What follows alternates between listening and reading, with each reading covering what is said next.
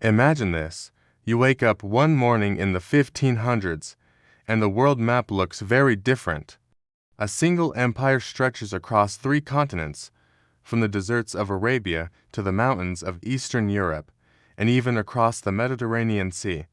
This empire is the mighty Ottoman Empire, one of the longest-lasting and most powerful empires in history. But how did it rise so high, and why did it eventually fall?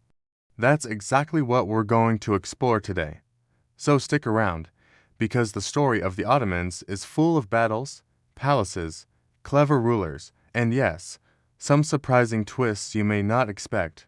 Let's start at the beginning. The Ottoman Empire was founded at the very end of the 1200s by a man named Osman, which is where the word Ottoman actually comes from. Osman and his small group of warriors lived on the edge of the crumbling Byzantine Empire, in a region that is now part of modern-day Turkey. Imagine being a small team playing against much bigger teams, but always finding clever ways to win. That was Osman and his followers. They slowly expanded, taking land piece by piece, until they had built the foundation of something that would soon shock the world. One of the most famous moments in Ottoman history came in 1453, when Sultan Mehmed II, known as Mehmed the Conqueror, captured the city of Constantinople. This was no ordinary city.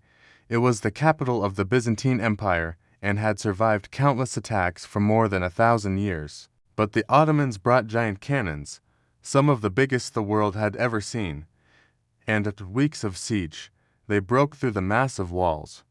The fall of Constantinople didn't just give the Ottomans a shiny new capital, which they renamed Istanbul. It also marked the end of the Middle Ages for Europe. Pretty amazing, right?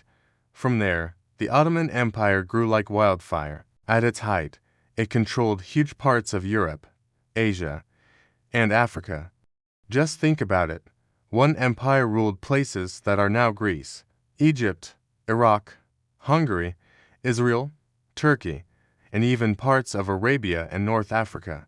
It was like a giant bridge connecting the East and the West, controlling trade routes, spices, silk, and so much wealth flowing in every direction. And because of this, Istanbul became one of the richest and most diverse cities in the world, full of merchants, scholars, soldiers, and artists. But the Ottomans weren't just about conquering land. They were also famous for their powerful sultans and their unique system of government. The sultan wasn't just a king, he was seen as the protector of Islam and the ultimate authority in the empire. Underneath him was a huge system of administrators, military leaders, and advisors. One of the most fascinating groups was the Janissaries, an elite army made up of young boys taken from Christian families, converted to Islam, and trained as fierce soldiers. It might sound harsh today, but at the time, being chosen as a Janissary meant a life of prestige, wealth, and power. In fact, some Janissaries became so influential that they could even challenge the Sultan himself. And then there's Suleiman the Magnificent, one of the most legendary rulers in history. He ruled in the 1500s and turned the Ottoman Empire into a superpower feared and respected by all. Under Suleiman, the empire expanded deep into Europe, reaching all the way to the gates of Vienna and Austria. He also reformed the legal system, built stunning mosques and palaces, and made Istanbul a center of art and learning. His nickname, the Magnificent, wasn't just for show. He truly made the Ottomans shine on the global stage. But of course, no empire lasts forever. Over time, cracks began to appear. The Janissaries, once so loyal, started resisting change and even rioting when they didn't like new ideas. European powers grew stronger, developing new technologies, powerful navies, and new trade routes that bypassed Ottoman lands. Think of it like a once popular shop losing customers because new stores with better products and prices opened nearby. The Ottomans struggled to keep up. By the 1600s and 1700s, the empire was slowly losing wars and territories.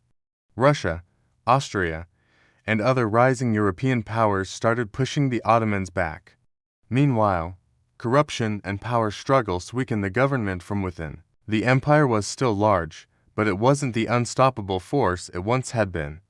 By the 1800s, people in Europe even started calling it the sick man of Europe because it seemed so weak compared to the booming nations around it. Finally, after centuries of power, the Ottoman Empire came to an end during World War I. The empire had sided with Germany and the Central Powers, and when they lost, the Ottomans lost too. In 1922, the last sultan was removed, and a new nation, the Republic of Turkey, was born under Mustafa Kemal Ataturk. And just like that, more than 600 years of Ottoman rule came to a close. So, why should we care about the Ottomans today? Well, their influence is still everywhere, from the architecture of mosques and palaces in Istanbul, to the delicious foods like kebabs and baklava that people all around the world enjoy, to the borders of modern countries that were once part of the empire. The Ottoman legacy is still alive. They shaped history in ways we still feel today, and their story reminds us that even the mightiest powers can rise and fall. Now let me ask you, if you were living in the Ottoman Empire at its height, would you rather be a sultan ruling over millions, a janissary with unmatched military training, or a merchant trading goods from all corners of the world? Let me know in the comments, because I'd love to hear your thoughts. And if you enjoyed this journey through history, make sure to give this video a thumbs up, share it with your friends who love stories of empires and battles, and don't forget to subscribe for more fascinating history explained in simple, fun ways. Thanks for watching, and I'll see you in the next one.